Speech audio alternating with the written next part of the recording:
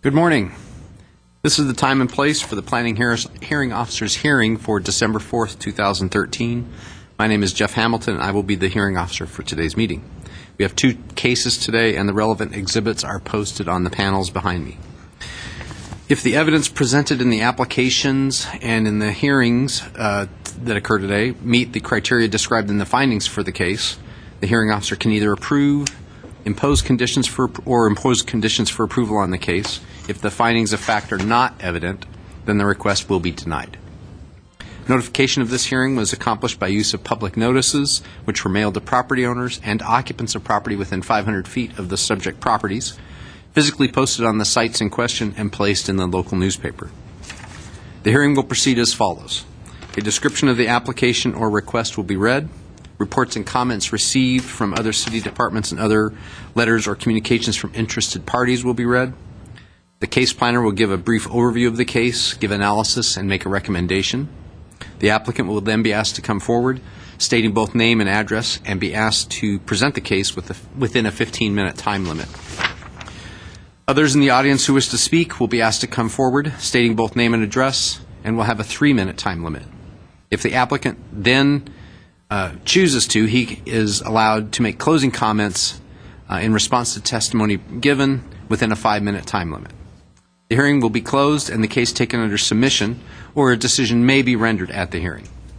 After the hearing, the decision will be prepared in writing and will be held in the form of a letter sent to the applicant and to all persons who responded to the public notice, either by speaking at the hearing or by submitting written responses and have provided their name and mailing address. The date of the decision will be the date appearing on the letter. Under the appeal provisions of Title 30, Chapter 30.62 of the Glendale Municipal Code, the decisions rendered by the hearing officer may be appealed to the Planning Commission within 15 days of the decision date, and the notice of appeal shall be filed with the Building and Safety Division located at Municipal Services Building Room 101 of this building. If you wish to speak, please write your name and address on one of the speaker forms which have been provided by the front door and submit it to the planning staff. I'd also like to inform you that the official proceedings of the hearing today are recorded on tape as part of the public record. The first case today is a conditional use permit application number 1322174 for alcohol on-site sales, service, and consumption of beer and wine at a new full-service restaurant with sidewalk dining at 2200 Honolulu Avenue in the CR Commercial Retail Zone. The applicant is Harar Rostamian. It's Benetwite Restaurant. I'm going to review the comments from the departments and from... Actually, first, I think I'll have the case planner give me a project overview or the application overview, and then I'll review the comments from the departments. So this opens the public hearing. All right, sir. Thank you, Mr. Hamilton. Very briefly, as you mentioned, it's a CUP to serve beer and wine with a new full-service restaurant, Benetwite Restaurant. There will also be sidewalk dining. Behind you on the panel, on the left side, you'll see the site plan location in the corner of that site, which is about 14,000 square feet. There is a 1,260 square foot tenant space. It was a former retail pastry type shop. It's now going to be a full service restaurant, and that's where the restaurant will be located. Then next to it, you'll see the floor plans, and then next to that, you can see a smaller version that shows the sidewalk dining. The location is in the CR zone, which is a commercial retail zone. And so I'll go through some of the staff report information and be very brief here. So at this time, the Benetwite Restaurant is probably nearing completion of some tenant improvements, and that when they came in for tenant improvements, they also applied for a zoning use certificate. They've stated that their hours of operation, they'll be open 6 days a week, Monday being closed. Friday and Saturday, the latest will be open until 11:30. The project site is located in this Montrose Shopping Park, which is a regional town center located in the Crescenta Valley, the northern part of Glendale. The general plan recognizes full-service restaurants and beer and wine with those, with meals. It would be something that the general plan would recognize, in fact, encourage.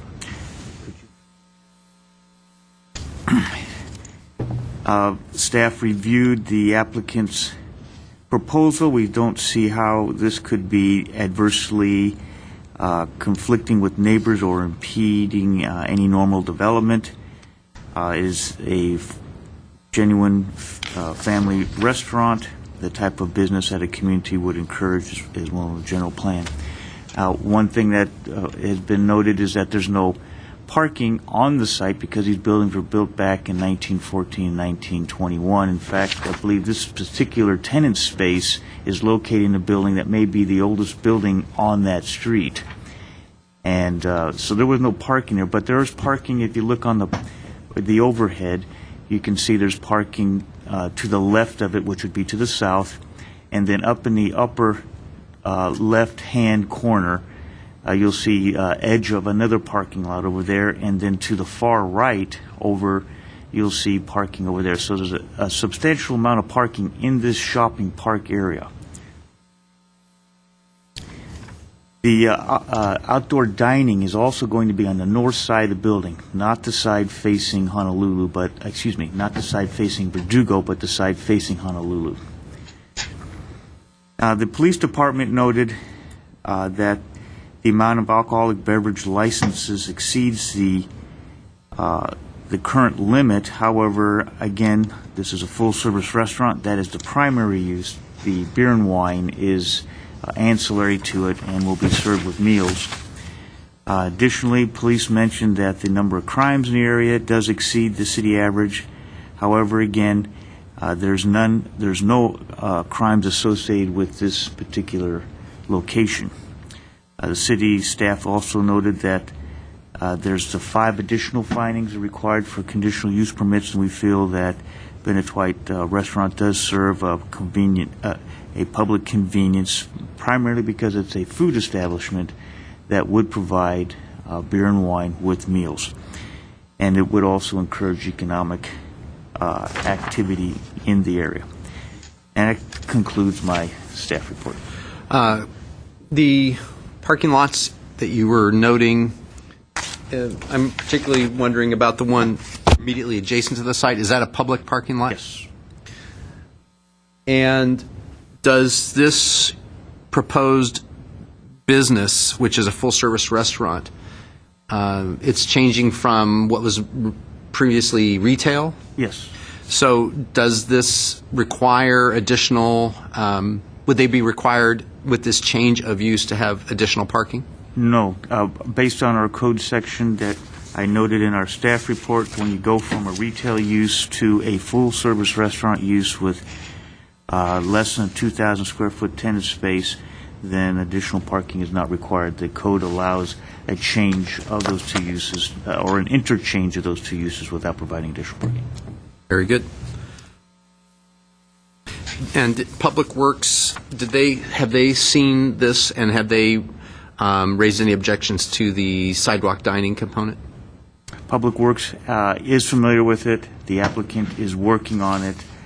And at this point, the only concern that I had heard was a bicycle rack that was in front or next to the proposed dining. I believe that's been removed. The applicant has some more information because they've been working with Public Works on this issue. And so there's a good chance, I mean, nothing until it's actually written up, but as far as the application going in, there's a good chance that this would be looked on favorably by Public Works. Very good. Okay, I'm going to now review the comments from the public and from other city departments. We've got a comment here from police. To help clarify that, initially, if you'll, I think on the next page, there should be a comment. One moment.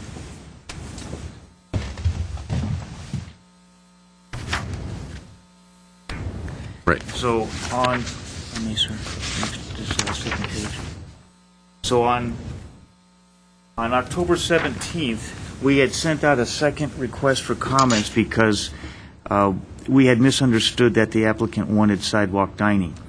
So when the police reviewed it, initially they would object to it. They felt that the sidewalk was too narrow. However, I was working with the Public Works Engineering. They felt that it could be looked at favorably if all their issues could be satisfied, and one of them was this bicycle rack. So then you'll notice the comment from the police, the follow-up comment was that they'd be okay with it if Public Works Engineering is okay with it. Yes, I see that they subsequently sort of removed their objection or Yeah. withdrew their objection.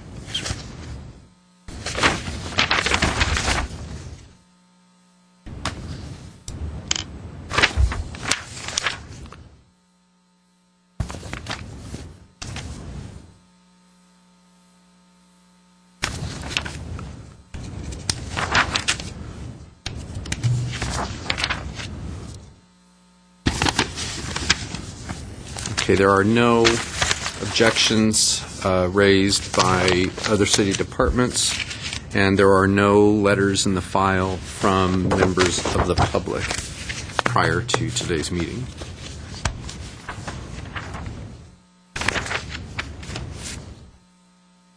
Okay, I'm going to ask, I have one speaker card, Armin Rostamian. Could you please come forward and give your name and address for the Good morning, record? Mr. Hamilton. My name is Armin Rostomian. I live on 1338 Verdugo Boulevard, City of La Cañada, Flintridge, California. Zip code is 91011. I am the executive chef and the operations manager of the proposed Bennett White restaurant at 2200 Honolulu Avenue. The restaurant, the Bennett White is the official state gem of California. The concept of the restaurant is to highlight California cuisine, just in general, the state of California, all the fresh ingredients that are available to us in California, put it together and offer organic and fresh items, limited items, but affordable and beautifully done menu items to the public. The purpose of getting the beer and wine license is to also use California microbrews and California wines as pairings with the food, just for the patrons to enjoy with the food, also as kind of an educational matter, teaching what California, as far as California cuisine and California beverages are that are available to us over here. Nothing, the plan is to not have anything imported from out of state, out of the country. It's just all going to be about California and using Californian ingredients. That's why the beer and wine license is pretty important to us, to be able to have the California microbrews and California wines available, seasonally changing, a limited amount, not a huge, vast selection of wines and beers. And that's about it as far as the description of the restaurant. Should I continue with the findings, or? Yes, please do. The proposed use will be consistent with the various elements and objectives of the general plan, since the commercial district is a shopping and dining destination that draws customers from surrounding communities, and it should be consistent with the City of Glendale general plan, since it is a full-service restaurant. Primary goal is to offer another dining option in Montrose Shopping Park. B, that the use and its associated structures and facilities will not be detrimental to the public health or safety and the general welfare and the environment. It is a business type, as I mentioned, that the Montrose Shopping Park encourages and promotes to enhance the shopping experience and the economic viability of the area. Third one, the use and facilities will not adversely affect or conflict with adjacent uses or impede the normal development of the surrounding property. The new full-service restaurant that is proposed, Bennett White, as I said, will be another dining option in the area, and we don't see it as far as it having a negative effect to its surroundings, especially other businesses, other public areas. Adequate public and private facilities such as utilities, landscaping, parking spaces, and traffic circulation measures are provided for the proposed area. As Mr. Baxter mentioned, there are plenty of parking spaces, parking lot number 17 and parking lot 3 by City of Glendale. Those are public parking lots that are in very close proximity of the proposed restaurant. Also, the court, as far as Verdugo and Honolulu meeting each other, that corner lets a good amount of room for the flow of traffic, so there shouldn't be any problems from that perspective as well. And we see in general that the restaurant should be a positive influence and positive addition to the Montrose Shopping Park area by offering another option for dining, especially something that it's not very common. The concept of the restaurant is not very common in Los Angeles, especially not in Glendale, and I think that will be beneficial overall for the city of Glendale, especially that area, Montrose Shopping Park. Does that complete your comments? Yes. And are you the applicant? No, the applicant is my father, who is actually my partner in the business. I am the kind of the brains behind the operation, the executive chef, and The executive chef. operation manager as a whole. But the director of the corporation that owns the restaurant is my father. So Have you had a chance to see the proposed conditions of approval? yes, I have. Do you have any objections to them? Yes, sir. I think that completes my questions for you. Thank you very much. I don't have any other cards on this item. Does anybody else wish to speak on this item? I'm going to close the public hearing, and I'll take this case under submission. I'll be rendering a decision within the next few days.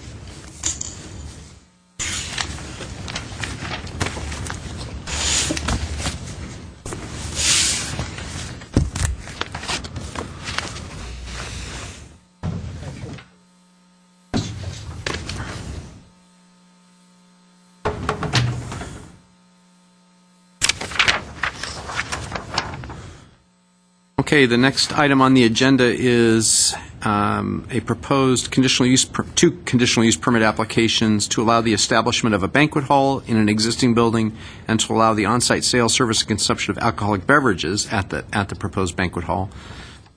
The Ambrosia Restaurant, located at 6410 San Fernando Road in the C3 Community Service Zone. Applicant is Vahe and Azatwi Yapunjian, and the case planner is Roger Kiesel. Mr. Kiesel, can you please give me an overview of the project? Sure. Good morning. The applicant is requesting approval of conditional use permits to establish a banquet hall in the C3 zone and to allow the on-site sales, service, and consumption of alcoholic beverages at the proposed banquet hall. The business will be located, or is located, at 6410 San Fernando Road. Last year, the applicant received approval of a conditional use permit to allow the sales, service, and consumption of alcoholic beverages at a full-service restaurant. Staff believes the findings can be made to support the approval of the conditional use permits. The land use designation of the subject site is community/services commercial. This designation is restrictive in terms of the uses allowed, similar to that of a neighborhood commercial area, but really designed for a larger market scale.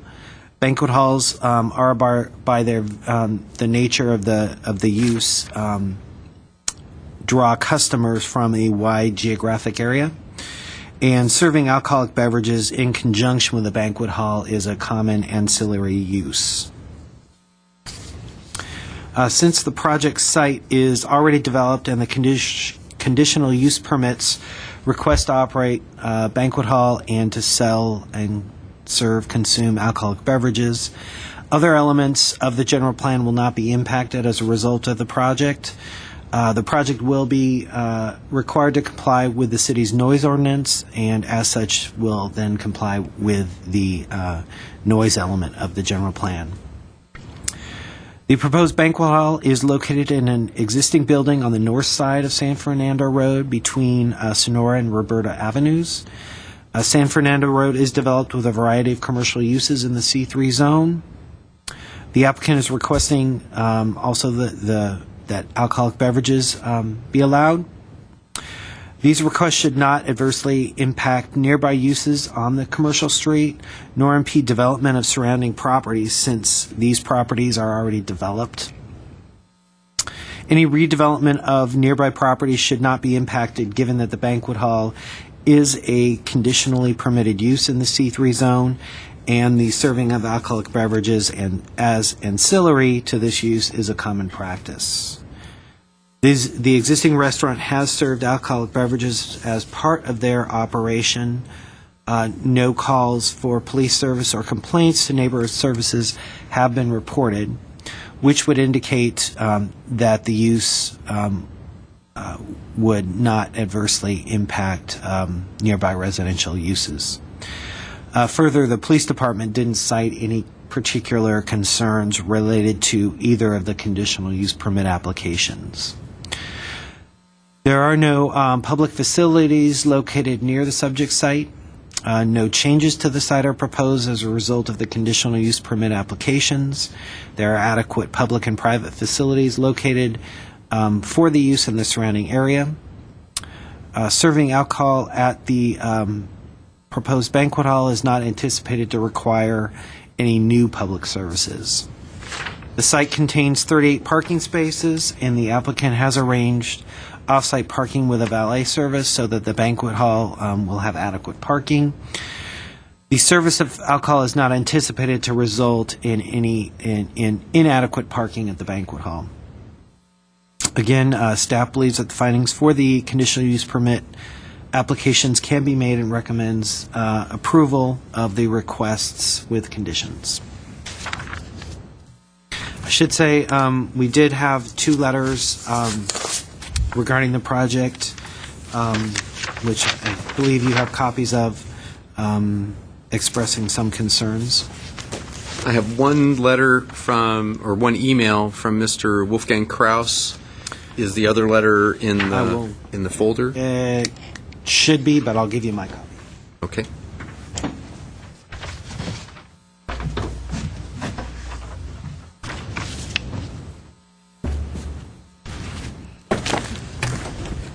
And Mr. Kiesel, help me understand how they're going to deal with their 10-unit or 10-space parking deficit.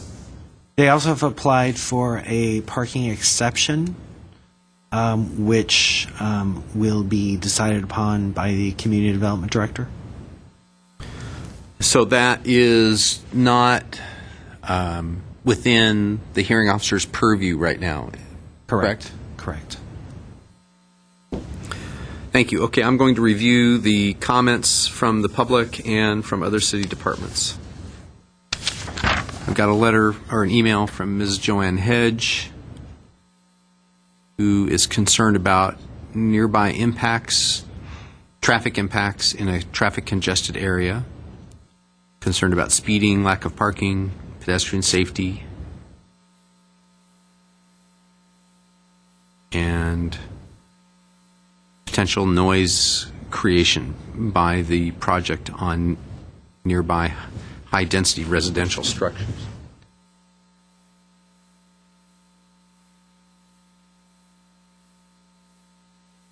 Mr. Kiesel, can you zoom in the Google Earth view a little bit? I'd like to see what the structures are sort of across the alley north of the site. Are those apartments or are they condominiums or? Let me actually. Do you know if those parking lots are? This is the restaurant. Whoops. This is the restaurant. This is the parking for the restaurant. This is additional service parking. And then there are multifamily units back here. To your knowledge, are these surface parking lots just for anybody, or are they dedicated to the commercial area? I believe this surface parking lot here is dedicated to the commercial in this area. I believe the multifamily units here have parking on site, on their sites.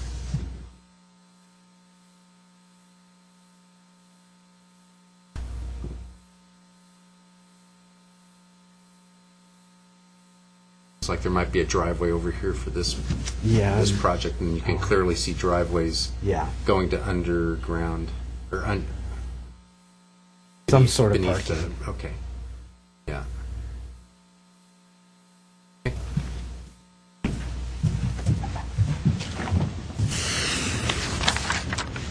I also have a comment letter from Wolfgang Kraus.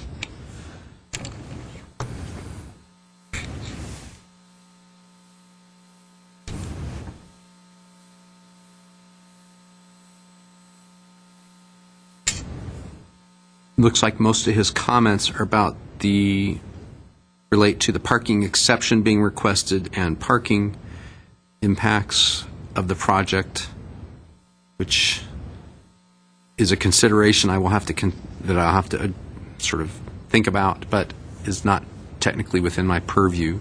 The parking exception will be dealt with, as Mr. Kiesel noted, by the Director of Community Development. But he does ask one question about did the public notice make mention of the parking exception? I don't believe it did. I think the public notice just highlighted the two conditional use permits for the hearing today. I'll look in the file and see if I can find the public notice. There it is right there.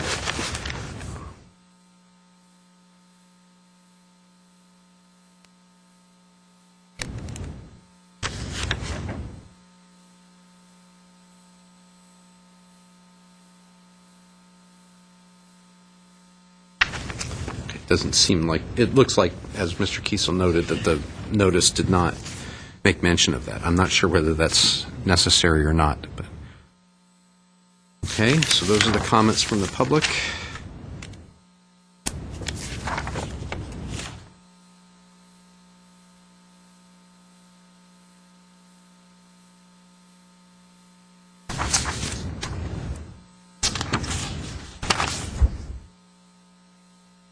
I've got a letter from the church, who apparently is the facility that's going to offer some off-site parking for the project. And there's a copy of a lease agreement for that.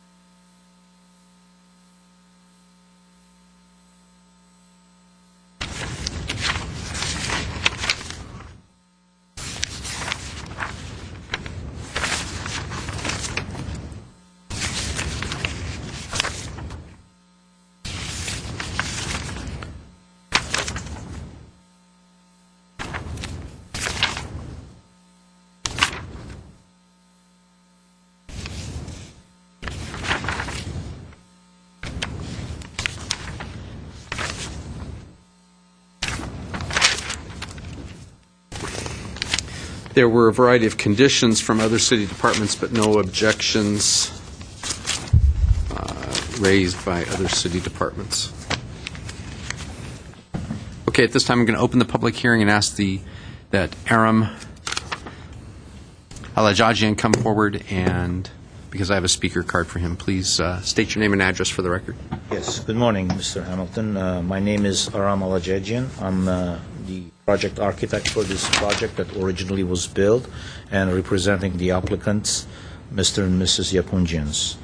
I'm here today to support this application for a conditional use permit, the use for the banquet hall and use of alcoholic beverages.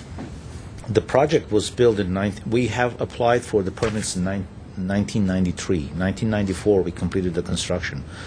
Since then, this facility was operating as a restaurant and had conditional use permits for serving the alcohol and the entertainment. It's been very successful operation, very clean. We hardly had any problems, although there were some lapses because of the, they changed the operators once in a while, the management actually. However, this is a perfect scenario to get a banquet hall in a San Fernando corridor. It's commercially oriented section of the city where you have mainly commercial businesses around, and I think that the use would be really beneficial for the community, as well as to the operation of a banquet hall would be a lot smoother and a lot easier to operate. Now, just a few, trying to clarify a few things in there that a minute ago you were looking at the building and an overview of the site. The building has, the Ambrosia building has about 135 feet separation from the residential units, which is back there. Now, that back section across the alley, our parking is facing to the building. Now, the back section across the alley is completely occupied by the Bank of America parking. So, So Over Valley? those two parking lots are, belongs to Bank of America. I see, okay. Okay, and they're mainly operate on a daily basis. So we choose not to enter to any contract with them because the Valley operation or parking there would be more noisy for the neighbors. So we consider all of that, coming out of sensitivity, to the neighborhood. So basically, our Valley operation and in our parking would be situated within the sites, and the Valley will be picking up from there. And parking at the church parking, which you already saw the contract, and they will be operating like that already almost a year right now, and church has been benefiting from that as well. It's much less traffic. It's very controlled when you have a valet and you have a controlled customers coming into the banquet rather than having random customers coming in and out. So mainly as you know, the banquets are happening on the weekends, evenings and so forth. So I think by moving from just a regular restaurant to the banquet facility, this would be more controlled operation. And I wanted also to thank the staff, and especially Mr. Kissel. He's done a very thorough report and gone through the many details. We have been in this process for many months, and we met with the traffic and transportation, with the different departments. I think this is a very good facility to be used as a banquet, and I would like to ask your support as it recommendations stands. To support this project. If you have any questions, I'll be happy to answer. Would you like to review the findings that? Yes, I would briefly go through that, and I'll say that 4 findings are there because this is the banquet hall, the proposed banquet hall conversion. We are in a commercial corridor here, basically, and the zone is C3 is designated to have similar uses in that area. It allows that kind of a use with a conditional use permit. So,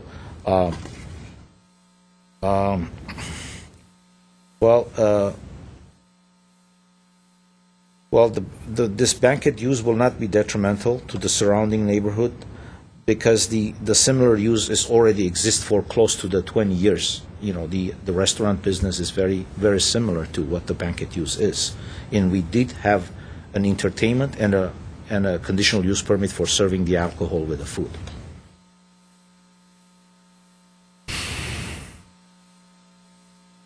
And we do have an adequate public and private facilities within the building. It meets the code, all the restrooms, all the facilities. As far as the internal circulation of the building is concerned, with the fire department and so forth, the building is fully sprinkled. The exits are there. We have adequate toilet facilities meeting the number of customers or patrons that are going to be visiting. Also the kitchen, functional kitchen, which will serve this facility, and so that will not be any detrimental to the neighborhood. And also, the existing 38 parking spaces that we have, as far as, and we have a valet agreement, and the valet operator is here if you have any questions. We're adding 50 more parking spaces, which basically exceeds the code requirement for the banquet. For 88 parking will exceed the code requirement for the banquet facility. We only need 10, but we're leasing like 50 out of the church. So. I notice on the letter from the church that they say that no parking spaces would be available from 8 a.m. to 9 p.m. on Sundays. 8 a.m. to 8 a.m. to 9 o'clock at night on Sundays. None of their parking spaces would be available. Okay. Excuse me. Could you live with a condition of approval if I was inclined to grant the approvals? Could you live with a condition of approval that would prohibit banquets on Sundays? I don't think so. That was not a part of this. It wasn't clear to us because I do believe that Sundays we're still using it.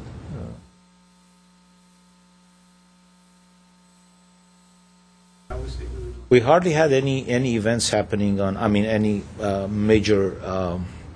But let me also answer to going back to the code section. I think years ago when the code has been modified to ask for 33 parking spaces per 1,000 square feet, that was a very stiff requirement for the banquet. If you consider number of the maximum occupant load in this facility, and you consider that people will arrive by cars, especially for the private events, 3 or 4, and you divide the, a number of seats per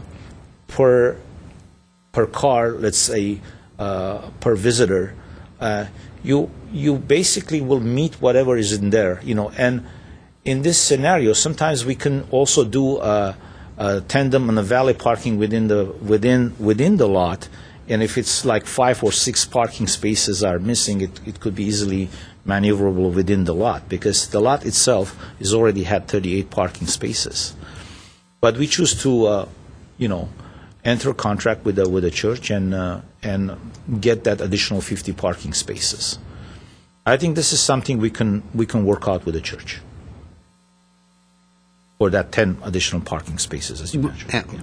Will the banquet hall operate as a restaurant some of the time, or is it essentially going to be exclusively a banquet hall? It's going to be exclusively banquet hall, which means it's basically the evenings and the weekends and some special events, on a daily if they have. But it's very controlled.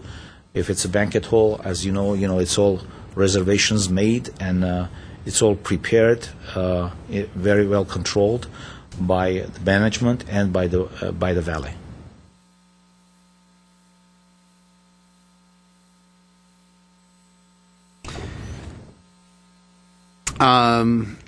Do you perform a significant amount of catering? Does the facility do a lot of catering? What do you mean? To the outside? Yeah. I don't believe so. We don't do cater outside.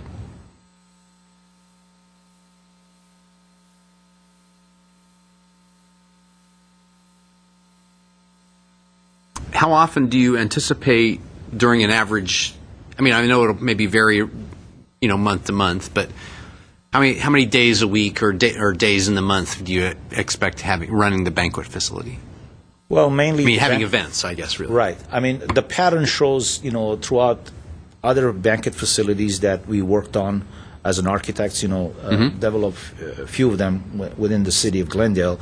It shows the pattern that Fridays, Saturdays, and Sundays are mostly the days that private events will happen, and sometimes it would happen Wednesdays in the daytime, noontime for like a lunchtime from 12 to 1.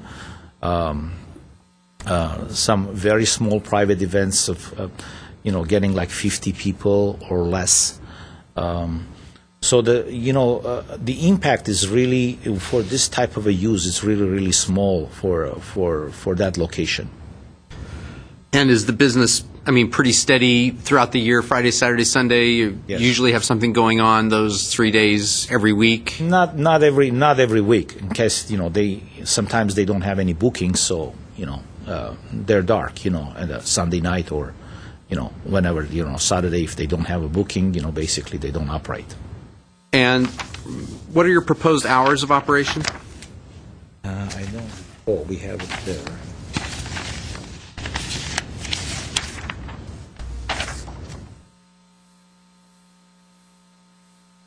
Yeah, I don't see it as a condition.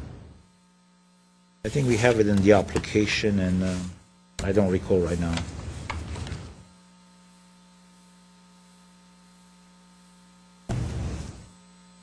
I can look it up.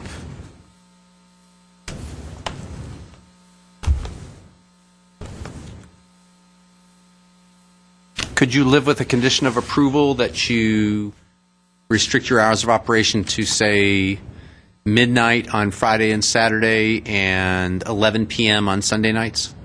I think we ask for 2 a.m. Friday and Saturday, and then Sundays we 12. I think that's what the application was for, if I can recall that correctly. Whatever we had in the application, I don't know. So I'm looking at the application. I don't see...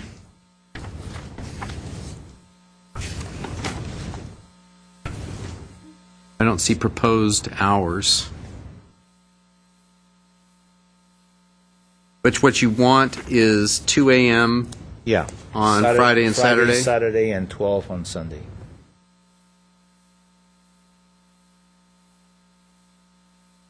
that okay? And restaurant has similar operation hours right now, I believe. And their conditional use permit for serving the alcohol.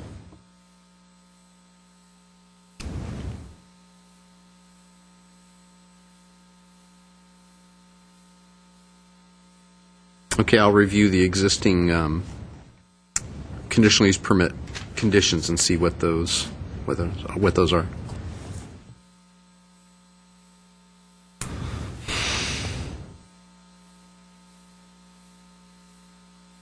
Yeah, you mentioned that the building was built in 1993. Did you actually build the entire building in 93, or was it just a TI? It was a TI. Actually, it was a retail store, number of retail stores when my client purchased that property. Mm-hmm. We converted to a restaurant, and had at that time was we basically did the TI. We added the kitchen. The restrooms, everything was updated at that time. So inside out. 94, the construction was finished. October, I believe.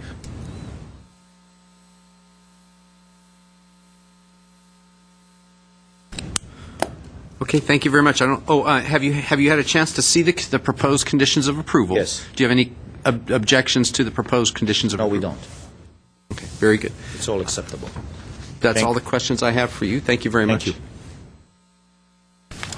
you. Is there anybody else in the audience who wishes to speak on this item? Hearing none, I'm going to close the public hearing. I'm going to take this case under submission. I'll render a decision within the next few days. Are there any other items on today's agenda? Nothing to be... Okay, that will conclude today's meeting. Thank you very much for attending.